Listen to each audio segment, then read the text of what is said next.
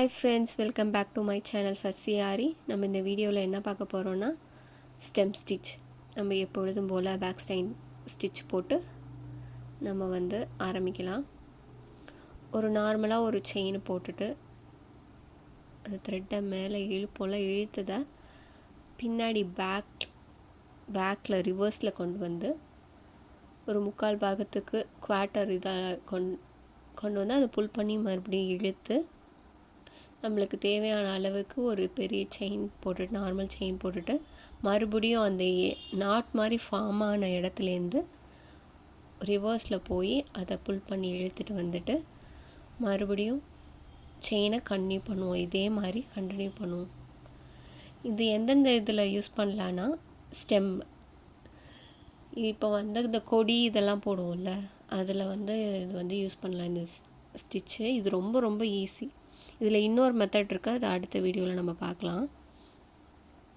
இது ரொம்ப ரொம்ப ஈஸியான ஒரு இது சில்க் த்ரெட்டை ஃபஸ்ட்டு யூஸ் பண்ணுறவங்களுக்கு கொஞ்சம் டிஃபிகல்ட்டியாக இருக்கும். இருந்தாலும் இது ரொம்ப ஈஸியானது.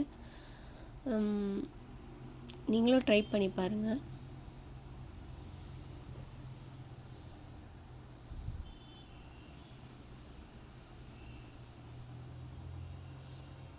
ஒரு நார்மலாக செயின் இது பண்ணிவிட்டு அதை ரிவர்ஸில் கொண்டு வந்துட்டு ஏற்கனவே அந்த நாட் மாதிரி ஃபார்ம் ஆனதுலேருந்து புல் பண்ணி இழுத்துட்டு வரணும்.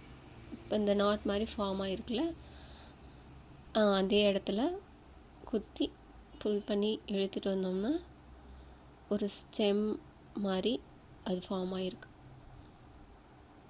கொடி மாதிரியே ஒரு ஃபார்ம் ஆகும். இது நம்ம எப்படி கொடி போகுதோ அதே மாதிரி இது பண்ணலாம். அதை நான் அடுத்தடுத்த வர வீடியோவில் நான் உங்களுக்கு போஸ்ட் பண்ணுறேன் எப்படி போடுறதுன்னு. இப்போ நம்ம எண்டு நாட் போட்டுக்கலாம்.